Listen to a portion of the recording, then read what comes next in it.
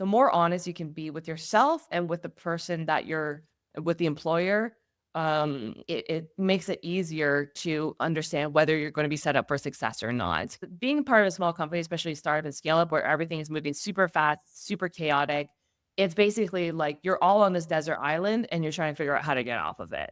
In the old school's way of thinking, culture fit was like, hey, is he my bro? Yeah, great, cool, we're good to go.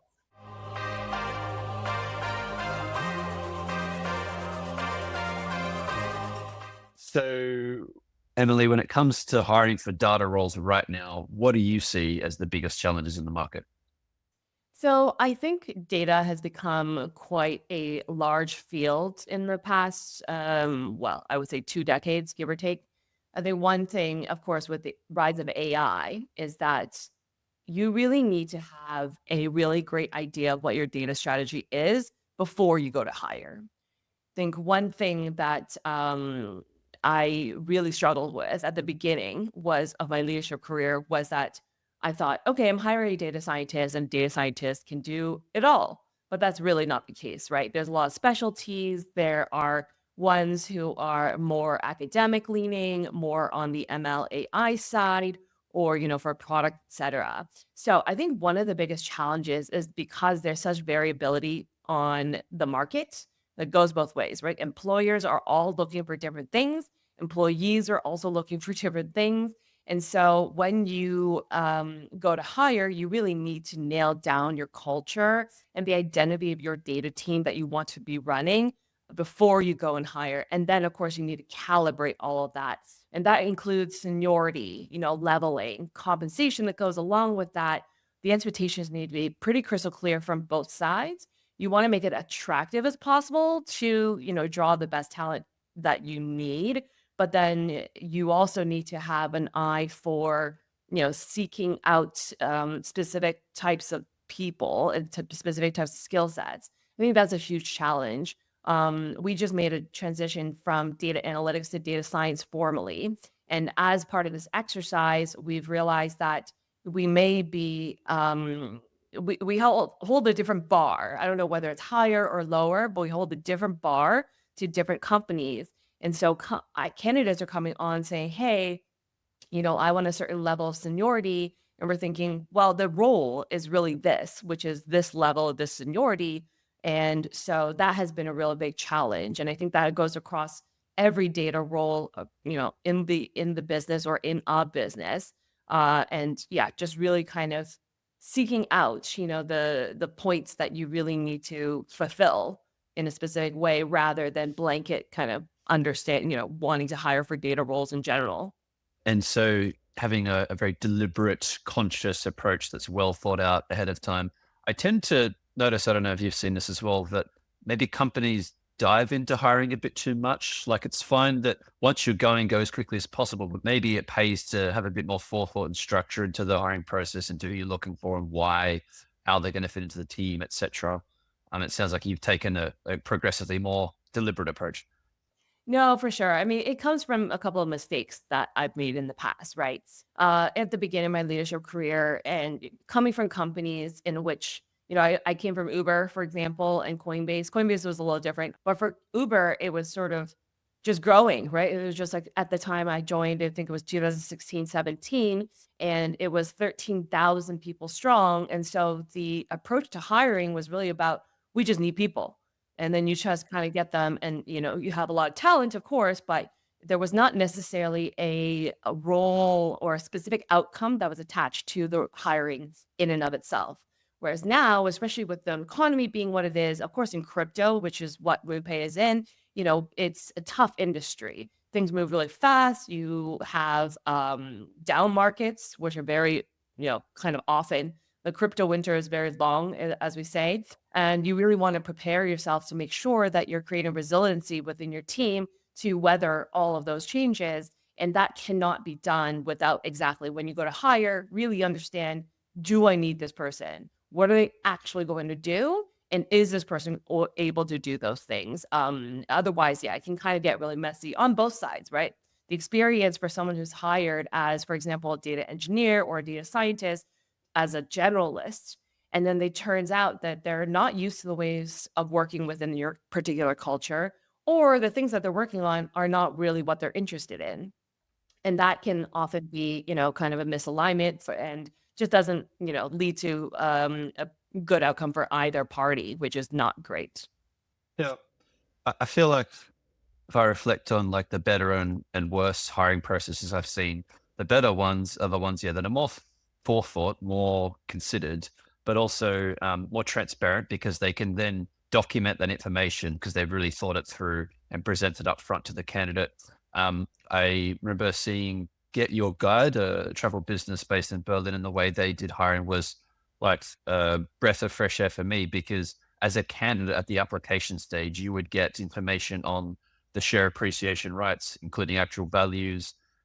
You'd get links to your colleagues and like, here's the people on LinkedIn. You can look at their profiles. Here's what our team does. Here's how we're measured. Here's the products we work on. Here's like a day in the life, like written detail of exactly what you'd be doing rather than just a list of tools and responsibilities and a generic sounding JD. But I'm sure they could only arrive at that point once they'd actually thought of those things themselves and then they could disseminate it to the candidates. Totally. I think there's a lot of experimentation, right, in the recruiting process. And it obviously also depends on the scale of your company that you're hiring for. In a lot of cases, you start off with what you, I guess, typically have, a technical task, a case study, or something along this lines. And I remember actually when I was interviewing for those sorts of positions, I actually appreciated doing a case study or like proving myself, through the recruiting process. But looking back, it was long, right? And it was very involved and it was sort of one-sided in a way. And I think the relationship between recruiting and or employers or employees have changed quite a lot, especially in tech, where yeah, it's more of a dance and a tango where both parties really need to be on board with each other, as opposed to the power dynamics being solely on either the employer or the employee, which has happened market in the past. But yeah, agreed. I think there's a lot of structure that you really do need to think about. And also for the team in the company as well, right? If you're spending half your time interviewing people, which has happened because we have a very small team, that's also not a great experience for anybody. So yeah, there's definitely a lot of intent I think that people need to attach to the recruiting processes, probably more so than ever before. Um, but yeah, I think that, like, keeping in mind, sort of the empathy or having empathy for both sides is, I think, a really good guiding principle. Absolutely. Um, what about hiring fails? Like, is there any particular moment or process that you remember that you're part of or that you saw yourself that springs to mind? Yeah, I think the hiring mistakes come from a couple of things. So one is the technical skills. You index too far on them because you don't have a good idea necessarily what this person's supposed to like the outcomes of what they're supposed to be doing. And it's easy to for technical skills, right? The other side is that you hire someone with really great experience, but for a totally different type of company or a company of different maturity. So, for example, especially from scale ups and startups, we have a tendency to look to FANG to source, new team members and to source new hires, which they definitely have great experience and they have, a lot of value add potentially. However, you have to recognize that, Google, Facebook, Meta, etc., Netflix, they're all massive companies at this point, and they are operating on a totally different structure and they have a lot more rigor in some cases, not in others. And that can sometimes not translate, into the structure and the culture that you're trying to build. So a lot of the early mishires or missteps I made in hiring are mainly due to those two things. And it comes honestly from myself, right? As a leader, I should have had a better idea of exactly what the profile I'm looking for, not just, oh, they have a great CV and I know that they can do good work, but can they do good work here? That's a very big difference between those 2 things.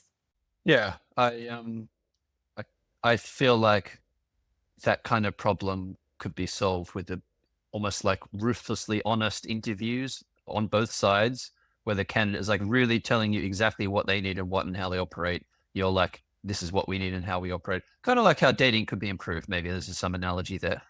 Well, for sure. I think I use this analogy, right, where it's like hiring Messi to be a goalie. He's a fantastic football player and a goalie is a fantastic football player, but that doesn't work. And so I'll be real, he's a football player. Let's just hire him for that goal. You're like, no, that's a totally different thing. And so yeah, that's not, that doesn't work so well. But I agree. I think recruiting, especially now that I'm on the leadership side, I recognize, and this is also part of like diversity and inclusion, for example, right? You bring your authentic self to the workplace. I think it's super important because we spend honestly a lot of time at work. And the people, that you spend time with in terms of colleagues and that you work with are oftentimes more than you see one's own family and friends. And so it's super important, I think, to be very honest with each other in the recruiting process, to really suss out these exactly as these traits and these behaviors that either align or don't. And it's not, I think, something that I learned now that I'm especially on the other side, but also later in my IC career, right, when I wasn't a leader or manager, was that I realized that especially in your middle to late part of the career, but it can also work at the beginning. You really go through hiring or interviews almost, yeah, exactly, it's a two-way street. It's like dating, exactly as you said. And the more honest you can be with yourself and with the person that you're with the employer, it makes it easier to understand whether you're gonna be set up for success or not. And yeah, exactly. I think there's a lot of misconception around rejection, right? There's like, "Oh, I failed. I didn't get the job." But it's not a rejection. It's simply just like, that's just not the greatest fit for you, and there's something gonna be, there's surely companies out there that are more your vibe, and that's totally fine. And yeah, I know the vibes-based, like, hiring is, a controversial subject, I guess, because there's obviously a lot of bias in there, but I think bias is necessary in this particular case. Yeah, if I think back to the first few roles I had in my career, which were in some ways disastrous, to be honest. The environments I ended up in, and yeah, the fit or lack of fit for me personally. Um, I probably or definitely didn't have enough knowledge or wherewithal to know what questions to ask in the first place to even detect, oh, hang on, if I rock up to the interview and the interview is half an hour late and it seems like you might be drunk, maybe that's like the red flag of red flags and I shouldn't be joining. And I feel like also maybe when you're more junior, the balance of power is so flipped the other way. You're a junior candidate, you've got no experience, you kind of need a job.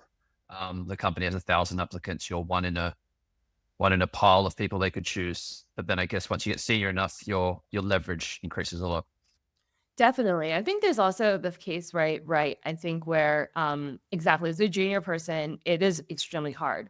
And of course, where we're talking about jobs and livelihoods and, income, for example, things that you absolutely need for your life in general, the stakes are higher. So definitely understand, when the feelings aren't great, when there's a mismatch. But ultimately, exactly, I think that you have you kind of intuitively know when a place is right for you or not. And as much as we want to be data driven and we want to have, set people up for success, like that makes a big difference, I think. Yeah, I liken it to like when I was a kid, I was always a theater kid. But one time my mom sent me to sports camp and I was just a fish out of water. I was just like, I don't know what I'm doing here. I don't know anything about what these people are talking about. These people want my people, and I think that's kind of the experience I always harken back to whenever I'm faced with like this idea of rejection. I'm like, oh, they rejected me. I'm like, no, it just wasn't good. It's gonna be fine. You're gonna find your tribe. It's gonna be fine. And also, I think there's also to be said about companies are also evolving, right? Especially startups and scale ups. So even if they're saying no or it's not a good fit today, maybe 3 years from now or what have you, when they're at a different place, when you're at a different place, you can come back together. And it's not a personal judgment. It's just simply about, oh, okay, you know what? This is not the right time, right place. Exactly like dating. It's kind of there's a lot of parallels actually. Yeah. Thinking about that now, like the candidate gets sort of 1% of the feedback normally in this process. Like they'll get the no with maybe a one liner or a quick phone call. In some markets, not even that. Yet there's probably been a conversation that's gone on, a lot of back and forth, a lot of subjective comparison of candidates, ultimately choosing one over the other. And I feel like the candidate misses all that nuance, which then makes the blow almost harder because it's like, no, it's like direct and rough. But if they knew how close it was and the reasons, as you say, which are just a timing thing, another person's better, has different experience or whatever, I feel like that would lessen the impact of it and maybe help candidates not internalize each rejection because it's like a lot of the times it's yeah, if you get rejecting for the same reason, like for 10 companies that told you the same thing, fair enough. But there's so much randomness in hiring, you can take it personally. Kind of like in sales, you get a lot of rejections. That's just part of it. Totally. Yeah, I think it is hard, right? To I mean, I don't want to like invalidate everyone's emotional. And in fact, actually, I think it's important to validate the emotional aspect of recruiting on both sides. I think one thing that is somewhat frustrating is as an employer, there are certain things by law that you're not allowed to say or speak to, or something that might allude to company, inner workings that might not be um, you know, like available to be public. But I do think that recruiting, it's hard because there's so much volume of people, but I think it could do better by giving this feedback loop and having a more open sort of forum for those sorts of things to happen. I mean, one thing that is really difficult is, with all these moves of return to office, and you hear I saw an article the other day about how there's a lot of companies that put fake job descriptions online just to make it seem like they're hiring, even though they're not. And those things are pretty insidious, which are just sort of like, okay, but they're basically ways of manipulating the market in some way, right? But yeah, I don't think that that is the best way to go about it. Because ideally, we have this situation where you interview somebody. Fair enough, you don't get through the interview stage, like that's a whole other thing. But once you do get to the interview stage, there should be an opportunity for the candidate to at least understand, okay, these people are looking for this, and I don't want to even give that potentially, which is totally legitimate, right? And but yeah, we don't really have that, and I can imagine that those who are going through multiple interviews, multiple cycles with multiple types of employers, they never get this feedback, and yeah, super. Where do you go from there? That is very yeah, it's also not great for society, I guess, in the larger scope of things, right? Yeah, just more transparency and communication would always be well, well received, let's say. I, I think so. And I feel like distrust, I mean, in most institutions is at an all-time high. And now the narrative in the hiring market was already the ATS is filtering out your job. Half of the job ads are fake. Most of the job market is a shadow market. Some of that stuff is bullshit. Some of it's slightly true. And now there's the AI getting involved. So the companies are all complaining about, oh, half these CVs are fake. The candidates are saying, well, there's 5,000 other candidates I'm competing with. And it's just like an increasing level of distrust, which yeah, I feel like could be partly solved with a bit of transparency. Um, and I hope that actually these conversations that we release would then help candidates because they'll see the people who are making the decisions that aren't evil and have a set of rationale and reasons they're going through and trade-offs and subjectivity and a lot of grayness that I think a little bit of empathy on that side will then also reduce the um, paranoia, if I can put it that way. 100%. Yeah. I mean, I also see some generational shifts, right? I mean, I'm personally a millennial. I would say like an elder millennial, but in any case, I've seen, the younger people on my team and the younger managers, especially, have a very different view about how to run a company or what even a company means. So I think we'll see probably shifts in the next, I would say, 10 to 15 years as Gen Z and Gen Alpha, I guess, start to enter the workplace and get into these leadership positions because we just care a lot less about the old guard of institutional structure. We've seen how, it just doesn't make sense. As an employer, when you're going through talent, when you're going through recruiting, exactly, it is a personal matter, right? Like you are going to be working with these people, and these people are going to be, again, like I said, like part of your day to day. And to imagine and to think about, I remember so at the beginning of my career, I remember applying for these massive multi-corporate multinationals like Unilever or P&G, and they had, psych tests, and they had these like random things that you didn't even, speak to a single person for about, 5 parts of the application. And I think that's changing. I think, like, of course, at scale is very difficult, but just because it's difficult doesn't mean you shouldn't be able to do it, right? And just because, yeah, it doesn't really lead to, I would say, the ultimate success of people in the workforce as well. And yeah, I think there's just the power dynamic is shifting to become a little bit more democratized, which I think is a good thing for sure. Yeah, absolutely. Um, Changing gears a little bit. So, cultural fit interviews, an essential part of the hiring process, or a red hot mess of bias. What do you think? I would say it actually depends on the size of the company. I think it's absolutely necessary if you're a small company to have a cultural fit interview. These people are basically in the trenches with you. And you really have to, I liken it to, you have a lot of analogies, by the way, but one of them is like you need to be, being part of a small company, especially startup and scale up where everything is moving super fast, super chaotic. It's basically like you're all on this desert island and you're trying to figure out how to get off of it. And so cultural fit, I think, is extremely important for that situation because you have to trust that person, right? Leads to trust. Goes back to what you were saying about trust and being able to say, right, I trust that person to help me build the boat or to cut off, the fruits from a tree so we can survive over the next couple years.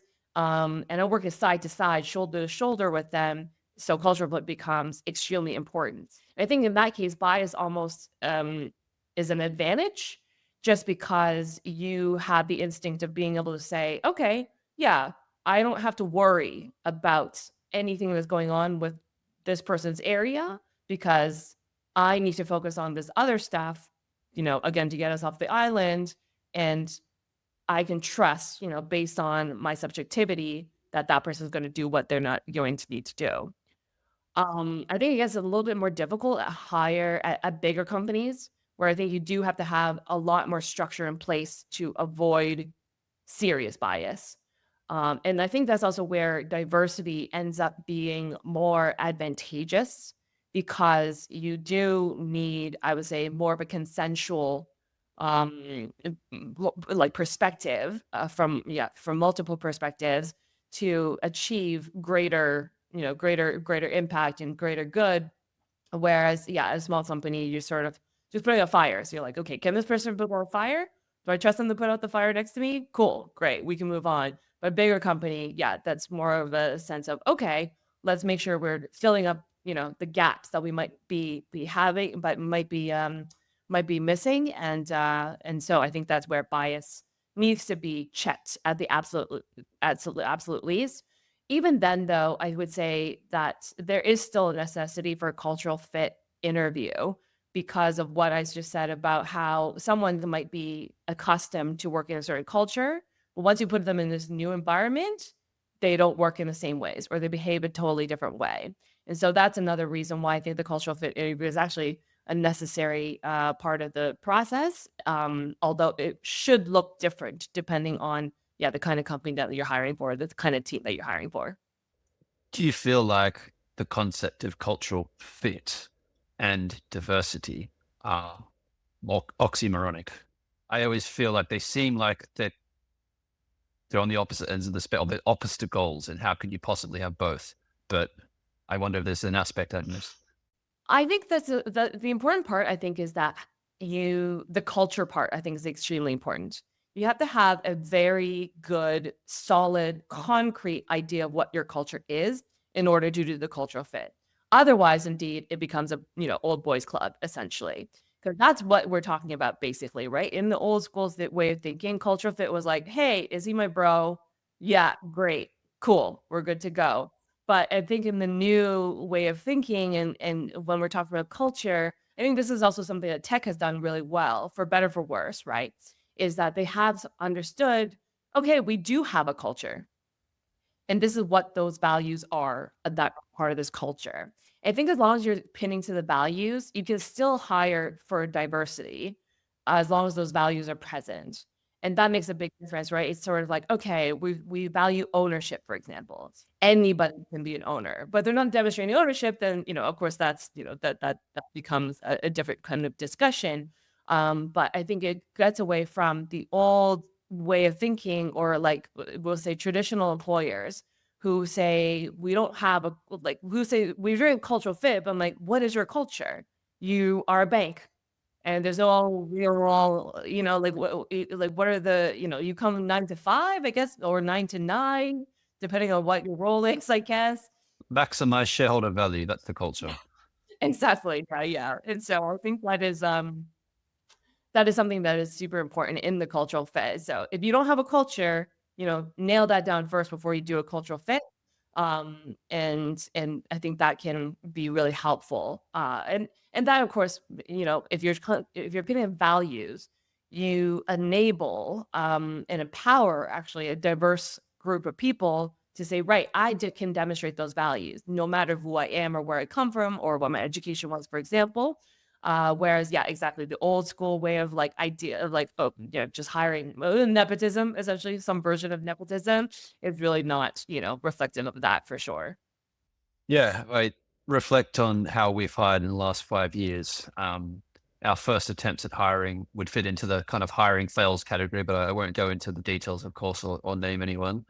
But then once we'd kind of done a round and it hadn't really worked that well, then it was at that point that we sat down and concretely thought about what values we currently have and what ones we want to have, almost like aspirational values.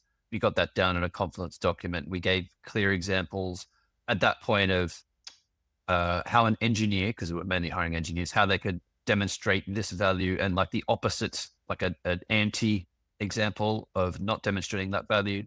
And once we had that, then that helped us really frame the questions we were going to ask and the types of people we're looking for and what we would monitor for. But yeah, before that, it was just it's just too much of a gut feel or something. Exactly, yeah, and I think that that is also why at the beginning you're going to have to be biased, right? Because you haven't really nailed down, like, what you're actually doing in the first place. But once you kind of start to iterate upon that and reflect upon it, it does get a little bit easier. So, ownership is a big piece. So, MoonPay, we have ownership as one of our cultural values, and in the beginning, ownership means a lot of things. But exactly as you said, we started to attach examples to it. It's like, this is a demonstration of what we consider to be ownership. And that made it a lot easier for one, the team itself, like that was already here, right? We're like, oh, cool, cool. Okay, I can follow that. That's great. I could that's a model I can apply. And then exactly when we went to hiring, it was no longer about like, oh, I guess like they kind of own something. But now it's like, no, no, they've actually demonstrated in the past, whether that's on a smaller scale or a larger scale, depending on the type of role that you're hiring for, or they've been able to demonstrate exactly what they mean by value, and that value, their conceptualization of that value is in line with our conceptualization, because that's also very important, of course. Yeah. Let me throw another slightly different angle at you. So I was struck by something recently because I've just been to 7 different countries, 7 vastly different places: Saudi Arabia, Thailand, Germany, England. Could not be more different to each other. And what I realized when you go there is most people would adapt pretty quickly to the social norms of that place. I turned up in Riyadh. My friend said, "Hey, like, why are you wearing like sports shorts? Put some bloody pants on." I put pants on, and then I was more appropriately dressed for everyone else walking around in Riyadh. Got to Bangkok, then you can wear little shorts. It's fine. It's just at most, yeah. And also in Thailand, you go and buy something or you have an interaction with someone, you can't just sort of walk away after it's over. There's like a little bow, a little thank you moment. It's a more reflective or spiritual place. You kind of get that vibe almost immediately. And so I adapt. Maybe I'm reasonably agreeable and I can do it. But I was trying to think about this in the hiring context, because then if we keep selecting people in interview process for certain values the company has on the basis of how they seem to perform it, then do we not discount those who could adapt? Like, could 80% of people just like, go from a corporate to a startup and go, oh, okay, I get it. All this bureaucratic red tape bullshit is gone. I can now just do stuff rather than having to report 50 times what I'm doing. Uh, yeah. Oh, no, for sure. I think that's a great question. I've honestly never really thought about before. I do think that that is possible. And I think that also leads back to, again, I think the makeup of your team and the sort of team that you want to be running. Because I do think that there's opportunity to enable someone to adapt. But I do think that there are some fundamental things you can, question or that they should indicate, we'll say, during the recruiting process that will lead you to believe that they are adaptable. Ideally, they exactly demonstrate, like, oh, I'm adaptable. Like, I was in this environment and I was able to do that. I was also in this kind of environment that's totally different. I could do that. And that also, that definitely leads to yeah, I would say that's a very good indication of how successful they would be. But I do think that there are I mean, the flip side of that is and I don't wanna go into a negative space, of course, but, that there are a lot of people who are not able to do that. And I think that's also something that you need to think about as a company as to whether you want to if you're able to take that risk. And that's also, I think, for bigger companies, it's easier because you can take that risk, right? If you bring someone on board and they don't maybe adapt as quickly as possible or as in the way that you need them to in a certain timeline, then that's something they can absorb. Whereas on a startup, if someone's not in line within 3 months, it's hard. And the things are changing so quickly that it's not a great experience for both places. So I think it does depend on the company itself and the maturity of like the workforce in general. But I can see a world in which that would be possible. And therefore, we can, start to look elsewhere in order to, yeah, kind of like pump up, the sort of profiles that we have at around the company. Changing topics a little bit. So AI, ChatGPT, large language models, all anyone hears about any day, anywhere in the world. Um, Obviously, going to have profound impacts on numerous different roles, especially knowledge workers in general. What would you imagine the average data analyst might be doing in 5 years' time? Or if that's too far, too far forward, sorry to think, maybe even a few years' time. Yeah, I think it's beneficial actually overall. I think it's a little funny to talk about AI and ML in general, well AI especially within the context of data because it is data at the heart of it. So there's a piece of which, is exciting for data practitioners because we're the heart of the baseline and foundations of AI in general. So there's that piece. So I do think that a lot of roles will start to go more towards some version of algorithmic programming. It doesn't necessarily have to be machine learning or AI specifically, but definitely shaping the thinking about what data functions at as a company is going to be, I think, leaning more in towards both the business side and the business value of insights, as well as the technological solutions moving faster towards algorithmic provisions. So right now, in order to build these models, in order to build these, well, I mean, we all know how difficult it is to build a ChatGPT, et cetera, or Gen AI products in general. Right now, the time to development is pretty long for various number of reasons. A lot of it is exactly manual coding.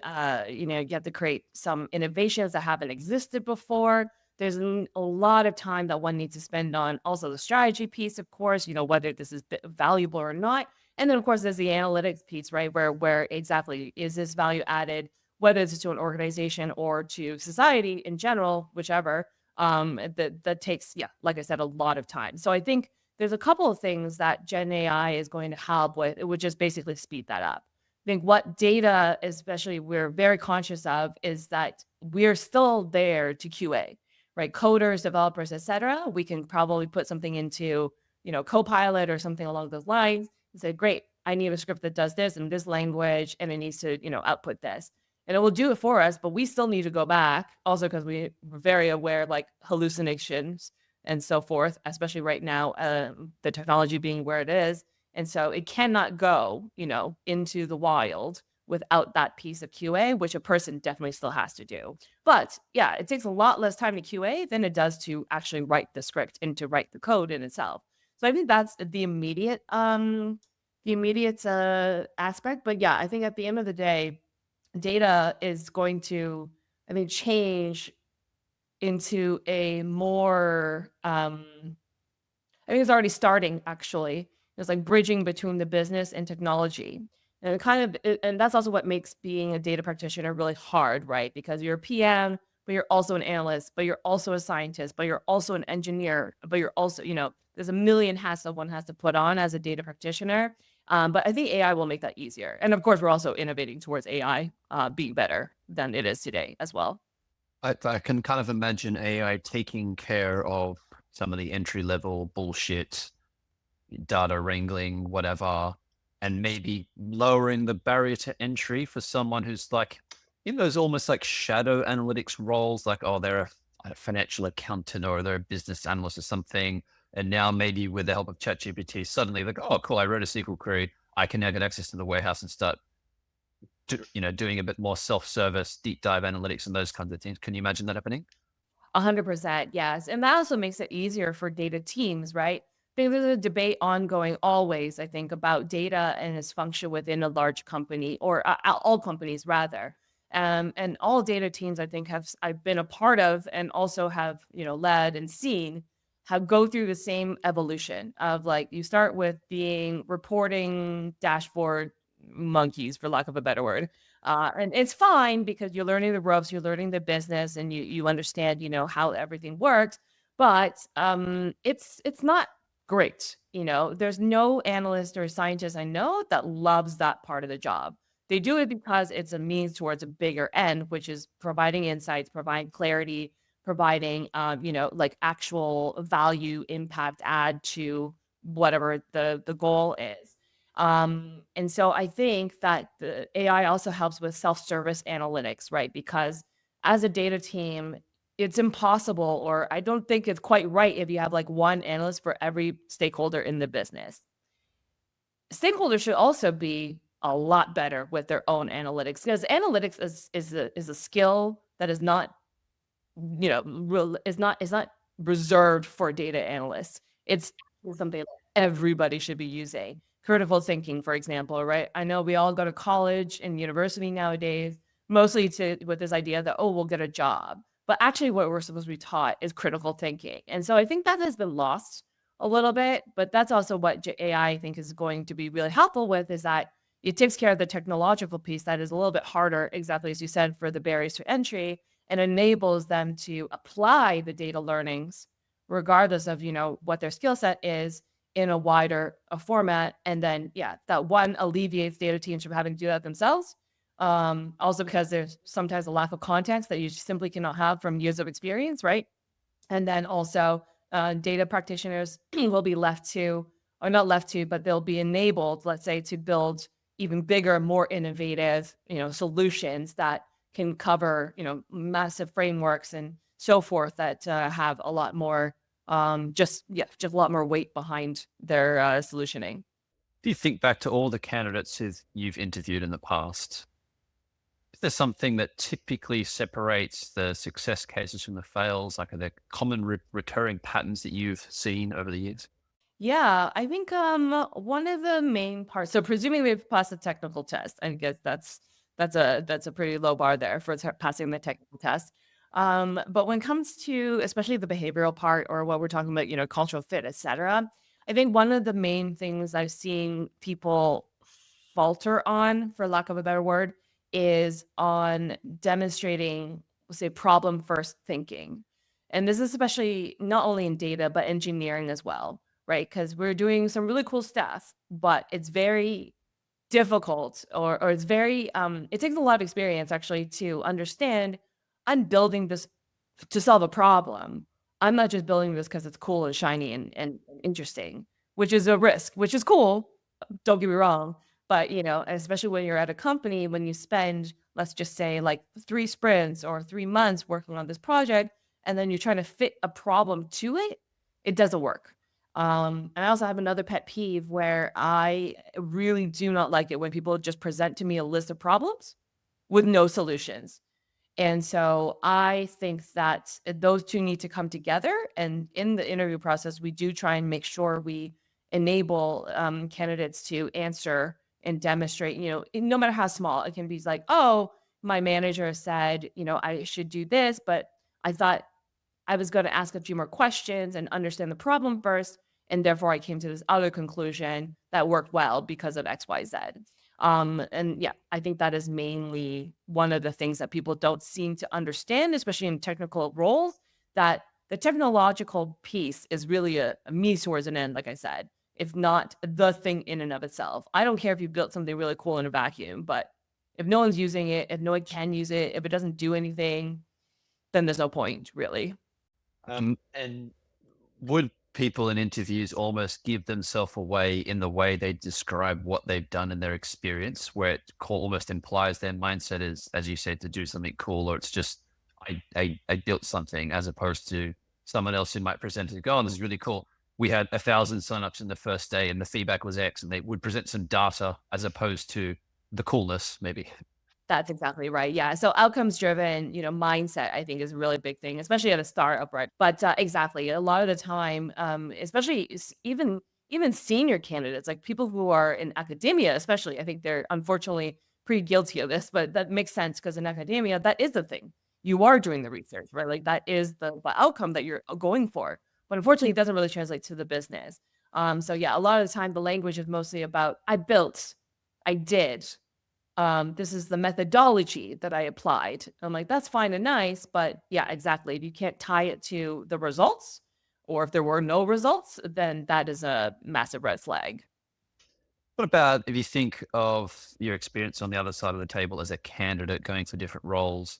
Do any processes stick out in your mind as especially terrible or especially amazing?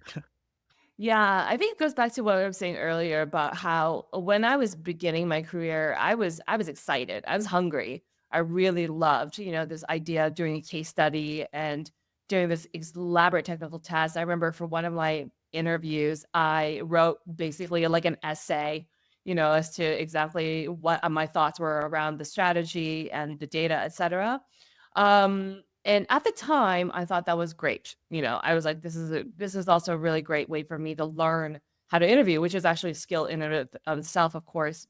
But looking back, I'm like, that wasn't great because I think I spent, a solid, 8 hours on some of these things, in which case, and that takes away, from other places. And at the time, I thought this is a demonstration of my dedication.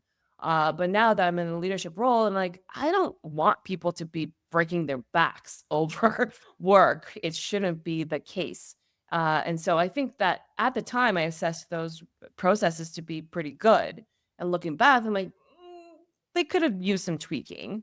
Um, and I do, yeah, I think that's, the kind of power of hindsight, obviously. But that is, I would say, the extent of my terrible interview experience, which isn't that bad. You've been blessed. I have it was, yeah. But I think I did have an interview process that was really, I mean, the most terrible experience was, like, not really an interview process, I'll put it that way. But I was accidentally part of a production meeting at an ad agency where I was interviewed at. I was there for 3 hours. I was stuck 'cause I couldn't leave. I didn't wanna make, I didn't wanna make it awkward and be like, "I'm so sorry," and go to the bathroom, but never come back. That was awful because that was also the very beginning of my career. I had no idea what I was doing. I had no idea how it worked. And looking back, I was like, "Wow, that was extremely unprofessional." That had happened to me, I'd be mortified from the other side, Um yeah, so that was not great. But yeah, I don't think it really speaks to processes themselves as much as it was just that, like, one experience that I had, unfortunately. There was another Emily L in the company or something. Like, what happened? How did you get there? I think there was a double booking between me and the production company that was on this project, I guess. And it was a very small meeting. So it was a production company and then the agency, and then it was me. And I think both parties thought I was just part of the other party. And so I had to go back in and sign an NDA, about the contents of the meeting, of course.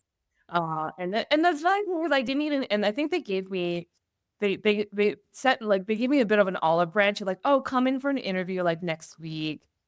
And so I did do that, but it didn't go anywhere because they were like, I don't know, it was like I guess it was visibly a mess, now that I look back, but it was hilarious at the time. And yeah, to this day, I'm still like, "Wow, what was that? That was very interesting." A weird 3 hours in your life, that's for sure. Yeah. I do think I even because I thought at some point that it was a test as well. I was like, "Oh, that's just how they interview people? Okay, So elaborate. wait, did I not like, do I get that the more hard?" And then later I was like, "Oh, wait, he's not right. 3 hours is a very long time for a test, and nobody told me." What about this? One thing that's always struck me is, we've just talked endlessly already about AI. We're living this data-driven world. Everything's becoming a bit more technologized, data-driven, um, including in business, including in product and marketing and sales and blah, blah, blah. Yet when it comes to hiring, traditionally, most companies still take a largely subjective, I would argue, intuition-based approach to hiring. And there's not that many things really that are measured closely. Why do you think that is? Do you have any views over that? Yeah, so I think part of it is it leads back to I think what I was saying before about especially the type of company you are, right? Smaller companies again, I don't think it's necessary to like the rigor you're applying, the time it takes to have that rigor just doesn't pay off essentially. So I think that's for the most part why that is. But I actually disagree. I do think that the hiring process has become a lot more rigorous in the past, I would say 5 to 8 years, 5 to 10 years, I would say with the rise of like big tech especially and just a lot more attention to exactly these recruiting processes as they happen. I think one thing that we're trying to do at MoonPay is calibrate exactly like some version of quantitative is not we're recognizing that when you're quantifying soft skills especially or certain types of skills it's not necessarily it's a little bit arbitrary in some sense but some quantification is even if it's just like oh a 1, 2, or 3 is better than nothing, right? Or we're also I think concretize like making concrete the soft skills. So it used to be like oh communication, like how do you measure that? But I think there are ways to measure that, right? It's sort of like okay, are you, stakeholder satisfaction, for example, some version of NPS, let's say, internally, or even just observably, hey, you just don't communicate. That's poor. That is a 0 on the scale of 1 to 3, whereas 3 is like over communication, easy, audience considerations, tailoring your messages, just the narrative building overall. And so I do think that is changing. I think there is a lot more data driven. There is a lot more data behind recruiting nowadays than there ever was before. But I do agree, I think, in some sense that historically it's been mostly subjective. I do think that, yeah, that goes back to, yeah, the culture sort of discussion again, because it really depends on how you shape and desire those elements of your company. And so by nature, I think it has to be a little bit subjective. Um, but yeah, I do think that it is changing in some sense. I do think that we need to be careful about not being too quantitative as well. Um, there's a world, and I mean, this is weird for me as a data practitioner to say, but I think instinct actually counts for a lot. It kind of allows us, even when we're doing analysis or what have you, your instinct and your experience inform that first prior, basically. Let's call it like let's a Bayesian prior for life, where you're just like, okay, I kind of intuitively know that this is kind of the way that we should go. Let's start there because there's a lot of data out there, and if you don't know where to start, even that's going to be an impossible task. And so, intuition, I think, and subjectivity are really important to at least say, like, okay, you know what? I think this is probably going to be the best way to start. And of course, along the way, there should be a little bit more rigor in between but I don't think that there's a massive problem with, kind of in leaning a little bit more towards intuition and not being afraid of it. I think that's another thing too. You can still be data driven and have intuition play a role, but being conscious of that balance, I think, is very important. Yes. What I would like to see in that scenario is a similar kind of thing to so there's the kind of cultural fit or any kind of subjective measure is if it just gets called out at the start of the process. So we might say we're going to measure these technical skills and measure this and that, but then we've got this gut feel element or a likability element of the candidate and just assign it a value. Go, well, this is worth 20%. Come up with any number you like, but we're still going to ultimately measure it. It's just it's just kind of incorporated to the overall measurement of the candidate. I think would be a good way to do that. Yeah, I think that it makes sense. I think there's again there's a risk I think to being too calculated with this approach, right? But I do think that there is something to be said about, it should carry some weight as to whether I actually want to work with this person. I think there's also something that we're getting away from in tech where it was this, the asshole genius, which is very, was very pervasive for many, many years. It was like, oh well, that guy, he is amazing at what he does. He's a total dick. Nobody wants to work with him or hang out with him, but he's amazing. And I think we're all getting away from that because, yeah, day in, day out, no matter how brilliant someone is, at the end of the day, like you have to work as a team. And if someone's kind of out there, doing their own thing, I mean, I guess that's about being a team player. Maybe there's a way to quantify that. But yeah, I think that does count for a lot and more than I think that people want to. Again, it goes back to the bias part where, is this person actually an asshole or they just disagree with me? But there has to be some reflection, I think, as hiring managers as well on your own self and making sure that you're aware of your own biases as you enter these processes for sure.